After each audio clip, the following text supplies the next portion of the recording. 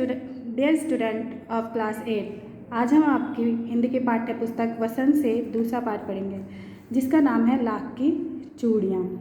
इस पाठ का परिचय यह है कि इस पाठ के माध्यम से लेखक जो है कामता नाथ जी वो कहना चाह रहे हैं कि आधुनिक युग में मशीनीकरण का जो प्रभाव है वो निरंतर बढ़ता जा रहा है, जिसके परिणाम स्वरूप छोटे उद्योग यानी जो हाथ से काम करने वाले कारीगर होते हैं वो क्या होते जा रहे हैं, बेरोजगार होते चले जा रहे हैं। इसके पैतृक धंधे भी समाप्त होते जा रहे हैं। जो पुराने टाइम से जिनके पूर्वज काम करते आ रहे हैं वो भी सारे खत्म होते चले आ रहे हैं। कुटीर उद्योग पर इसका काफ़ी विपरीत प्रभाव पड़ रहा है। जो घरों में लोग अपने काम करते थे, छोटा मोटा काम कर लेते थे, तो वो भी ख़त्म होता चला जा रहा है क्योंकि अब जो काम है सारा मशीनों से किया जाता है।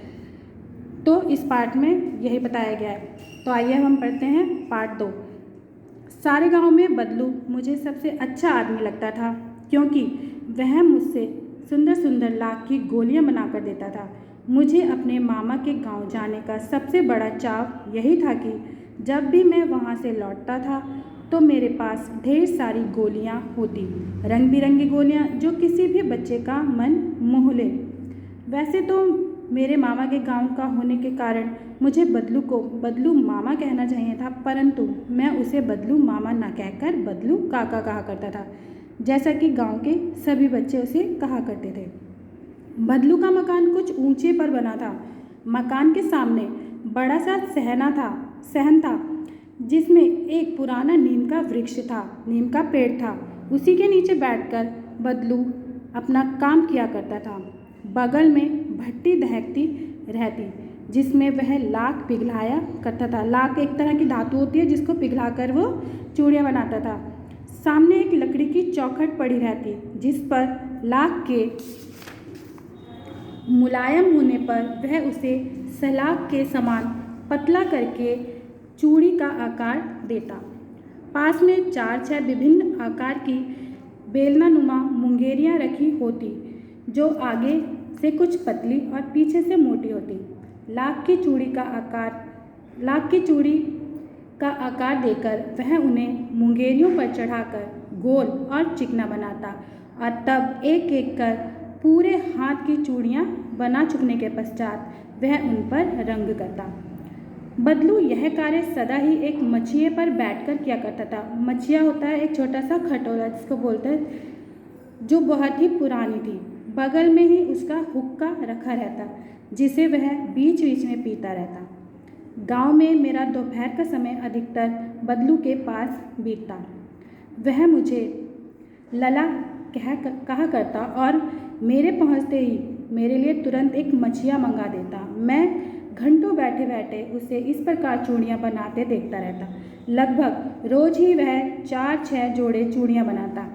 पूरा जोड़ा बना लेने पर वह उसे बेलन पर चढ़ाकर कुछ क्षण चुपचाप देखता रहता, मानो वह बेलन न होकर किसी नववधू की कलाई हो। बदलू मनिहार था। चूड़ियाँ बनाना उसका पैतृक पेशा था, उसका पुराना काम था जो उसके पूर्वज भी करते चले आ रहे थे, तो वही काम वह करता था और वास्तव में वह बहुत ही सुंदर चूड़ियाँ बनाता था। उसकी बनाई हुई चूड़ियों की खपत भी बहुत थी। उस गांव में तो सभी स्त्रियां उसकी बनाई हुई चूड़ियाँ पहनती थीं। आसपास के गांव के लोग भी उससे चूड़ियाँ ले जाते थे, परंतु वह कभी भी चूड़ियों को पैसों से बेचता न था। उसका अभी तक वस्तु विनिमय का तरीका था। वस्तु विनिमय कहा जाता है कि एक चीज़ लेकर दूसरी चीज़ दे देना। पहले के समय में वस्तु विनिमय का ही प्रयोग किया जाता था। लोग एक चीज़ देकर दूसरा सामान खरीदते थे और लोग अनाज के बदले उससे चूड़ियाँ ले जाते थे। बदलू स्वभाव से बहुत सीधा था। मैंने कभी भी उसे किसी से झगड़ते नहीं देखा। हाँ, शादी विवाह के अवसरों पर वह अवश्य जिद पकड़ जाता था। जीवन भर चाहे कोई उससे मुफ्त चूड़ियाँ ले जाए, परंतु विवाह के अवसर पर वह सारी कसर निकाल लेता था। आखिर सुहाग के जोड़े का महत्व ही होता है। मुझे याद है मेरे मामा के यहाँ किसी लड़की के विवाह पर जरा सी किसी बात पर बिगड़ गया था और फिर उसको मनाने में लोहे लग गए। विवाह में इसी जोड़े का मूल्य इतना बढ़ जाता है कि उसके लिए उसकी घरवाली को सारे वस्त्र मिलते, ढेरों अनाज मिलता, उसको अपने लिए पगड़ी मिलती और रुपए जो मिलते सो अलग। यदि संसार में बदलू को किसी बात से चिढ़ थी तो वह थी कांच की चूड़ियों से। अगर वह किसी चीज़ से नफरत करता था तो वो करता था सिर्फ कांच की चूड़ियों से।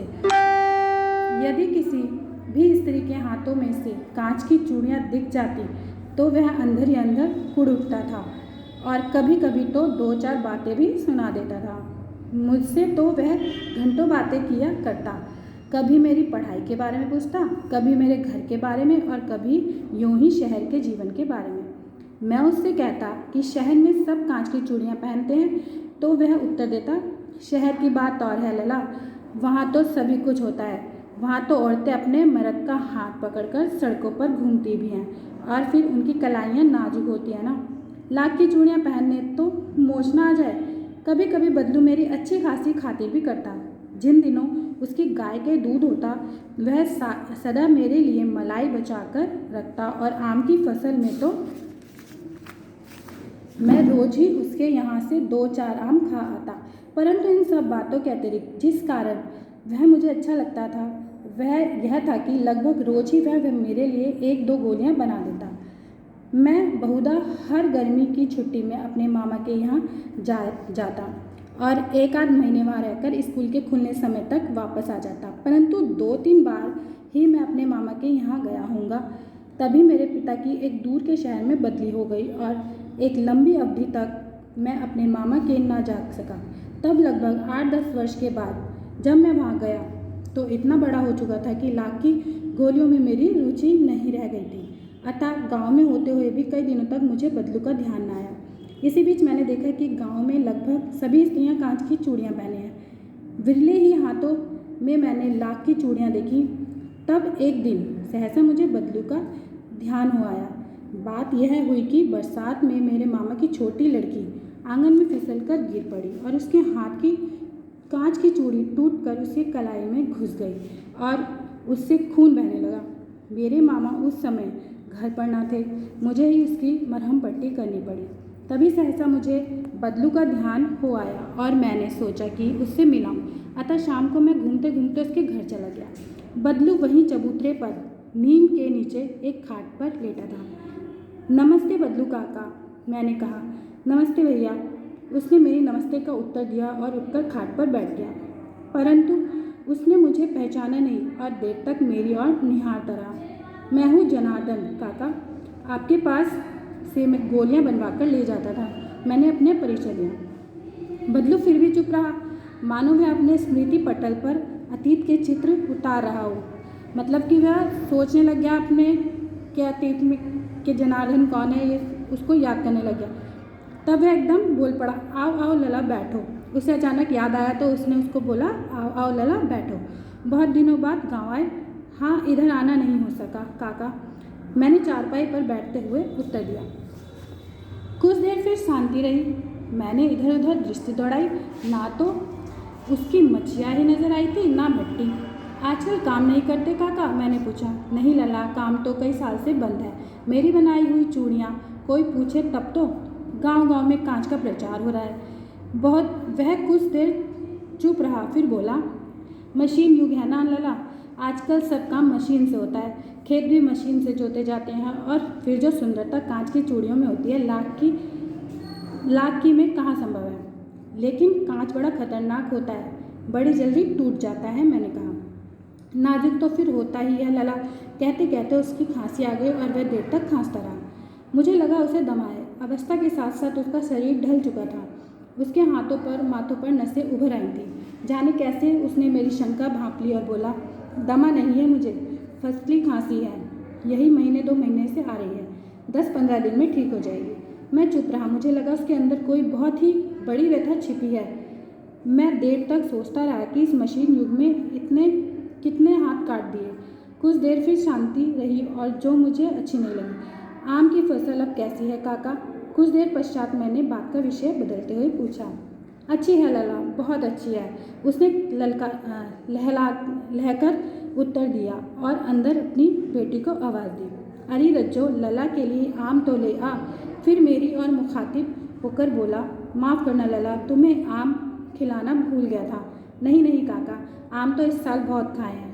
वाह वाह, बिना आम खिलाए कैसे जाने दूंगा तुमको।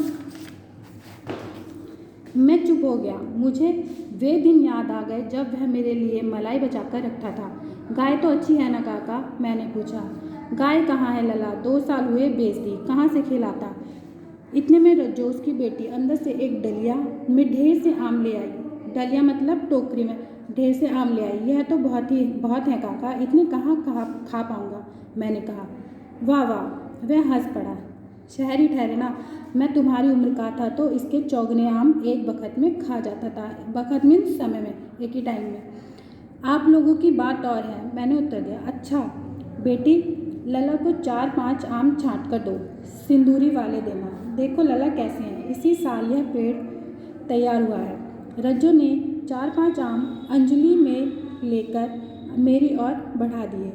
आम लेने के लिए मैंने हाथ बढ़ाया और तो मेरी निगाह एक क्षण के लिए उसके हाथों पर ठिठक गई। गोरी गोरी कलाइयों पर लाख की चूड़ियाँ बहुत ही फबरेट थी। बदलू ने मेरी दृष्टि देख ली और बोल पड़ा, यही आखिरी जोड़ा बनाया था जमींदार साहब की बेटी के विवाह पर। 10 आने पैसे मुझको दे रहे थे, मैंने जोड़ा नहीं दिया, कहा शहर से ले आओ। मैंने आम ले लिए और खाकर थोड़ी देर पश्चात चला गया। मुझे प्रसन्नता हुई कि बदलू ने हार कर भी हार नहीं मानी थी। उसका व्यक्तित्व कांच की चूड़ियों जैसा ना था जो कि आसानी से टूट जाए। तो ये था आपका दूसरा पार्ट। इसके प्रश्न उत्तर हम आपको बाद में कराएंगे।